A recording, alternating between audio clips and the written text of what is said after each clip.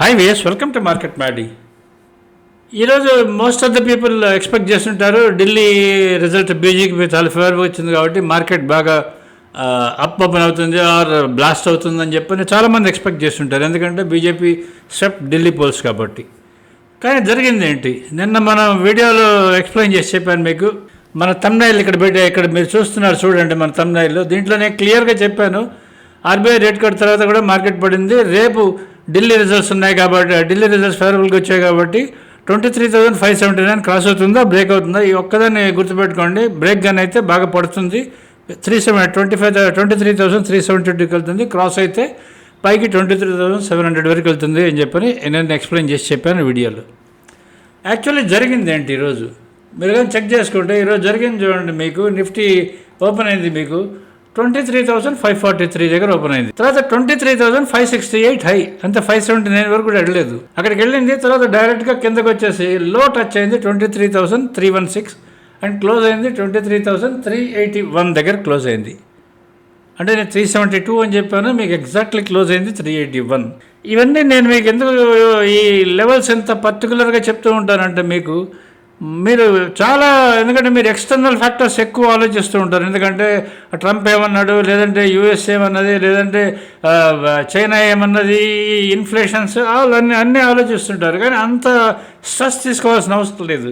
Actually market move అవుతున్నది ఒక type of సెటప్లో move అవుతున్నది త్రూ ట్రెండ్ లెవెల్స్. 23,579 క్రాస్ కాలేదు. సో నెక్స్ట్ లెవెల్ రావాల్సింది ఎక్కడికి? 23,372 అక్కడికి వచ్చేసింది ఆల్రెడీ ఈరోజు. సో రేపు మనం వాచ్ చేసుకోవాల్సిన లెవెల్ ఏముంటుంది? 23,372 వాచ్ చేయాలి.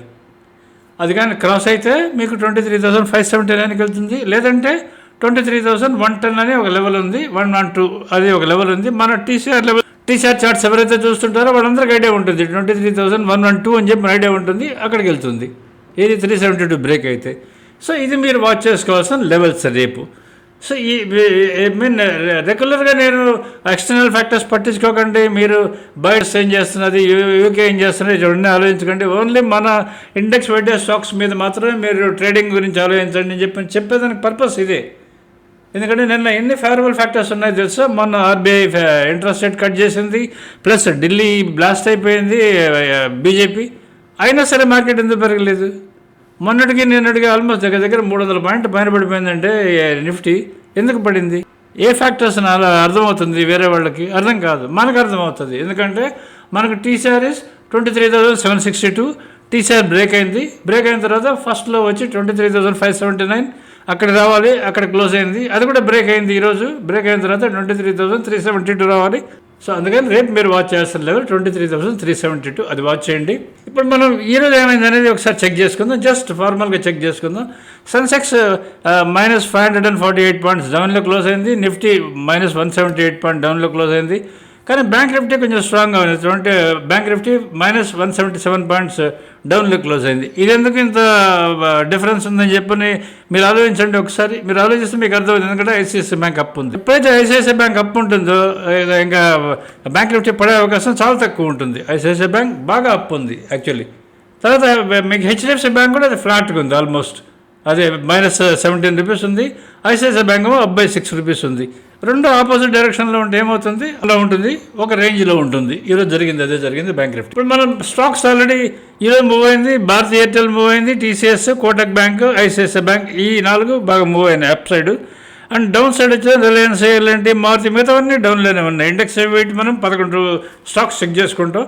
11లో 4 అప్ ఉన్నాయంటే బ్యాలెన్స్ రేట్ డౌన్లో ఉన్నట్టే కదా, బ్యాలెన్స్ రేట్ డౌన్లో ఉన్నాయి. ఇప్పుడు మన ఎఫ్ఐఐ డేటా ఒకసారి చెక్ చేసుకుందాం. ఎఫ్ఐఎస్ ఈరోజు యాజ్ యూజువల్ రెగ్యులర్గా సెల్లర్సే ఉంటారు కదా. ఈరోజు కూడా 2,463 కోట్లు సెల్లింగ్లో ఉన్నారు.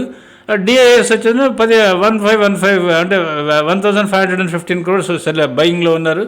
నెట్ వచ్చి 948 crores సెల్లింగ్లో ఉంది ఎక్స్చేంజ్లో, ఇది ఎఫ్ఐఎస్ సెల్లింగ్. సో ఇప్పుడు చార్ట్స్ చెక్ చేసుకుందాం మనం ఒకసారి. అంటే నిఫ్టీ చార్ట్ ఒకసారి చూసుకుందాము. నిఫ్టీ చార్ట్ ఏమైంది, బ్యాంక్ నిఫ్టీ చార్ట్ ఏమైంది ఒకసారి చెక్ చేసుకుందాం ఇప్పుడు మనం దీంట్లో. సో ఫస్ట్ నిఫ్టీలో ఏం జరిగిందని ఒకసారి చూసుకుంటే మీకు నిఫ్టీ ఓపెన్ అయింది 23,543 ఆల్రెడీ చెప్పా కదా. ఓపెన్ అయిన తర్వాత ఓపెన్ బ్రేక్ అయింది. బ్రేక్ అయితే ఎక్కడికి రావాలి? మీ అందరికీ తెలిసింది. ఎక్కడికి రావాలంటే 23,480కి రావాలి, వచ్చింది. తర్వాత అది కూడా మళ్ళీ బౌన్స్ అయ్యేదని ట్రై చేసింది, కాలేక అక్కడి నుంచి 23,480 కూడా బ్రేక్ అయింది. ఎక్కడికి రావాలి? మనకు 23,436కి రావాలి. ఇది ఇంట్రాడే లెవెల్స్ ఇవి, అక్కడికి వచ్చింది.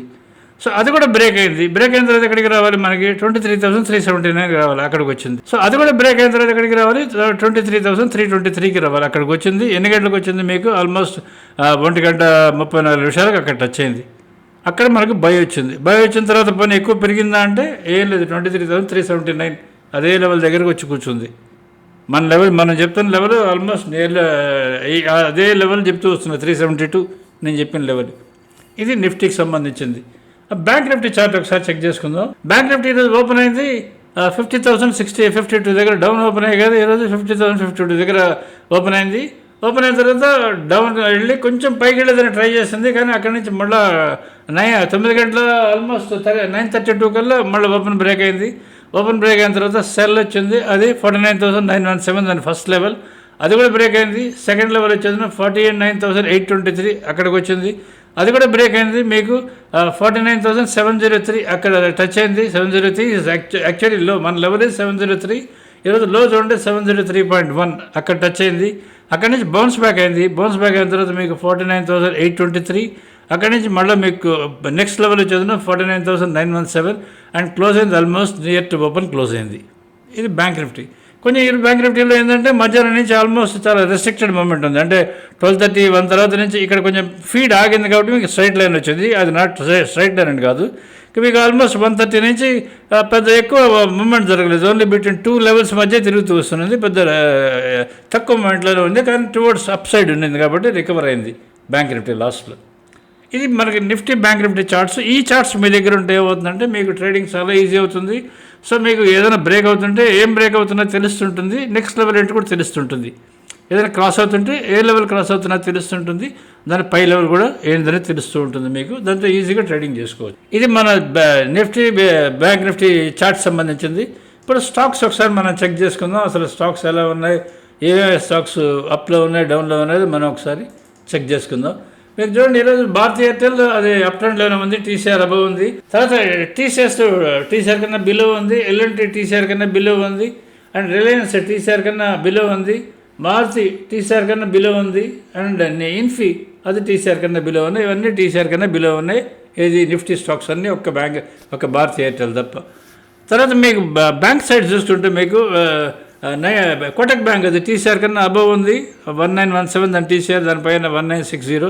ఈరోజు అది 193735 దగ్గర మనకు బై వచ్చింది. తర్వాత 1970 అని చెప్పని టార్గెట్ పొద్దున్న నుంచి ఉంది. అది చూడండి 10:37 వచ్చింది మనకి బై. అది చూడండి లాస్ట్లో ఎంత ఫాస్ట్గా పెరిగిపోయిందంటే వితిన్ హాఫ్ అన్ అవర్ 45 మినిట్స్లో అది 30 రూపాయల పైన పెరిగిపోయింది.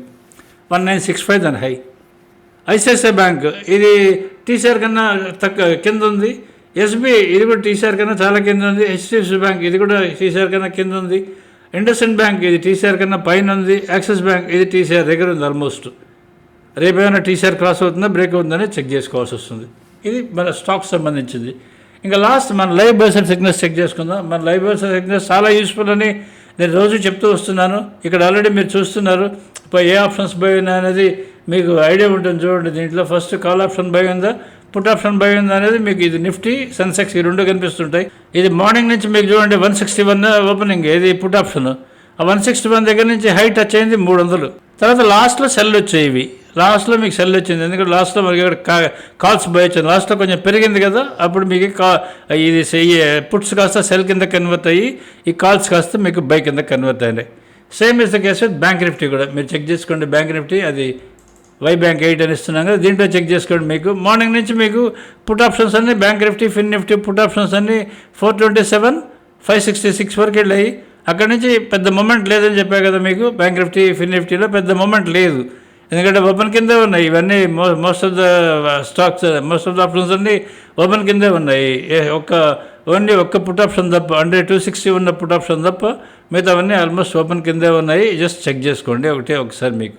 అంటే కాల్ అండ్ పుట్ ఎప్పుడైతే ఓపెన్ కింద ఉంటుందో దట్ మీన్స్ మొమెంటం లేదు అని అర్థం. ఈ ఒక్క పాయింట్ అయితే గుర్తుపెట్టుకోండి. ఇది మనకి ఈరోజు మార్కెట్ సంబంధించింది.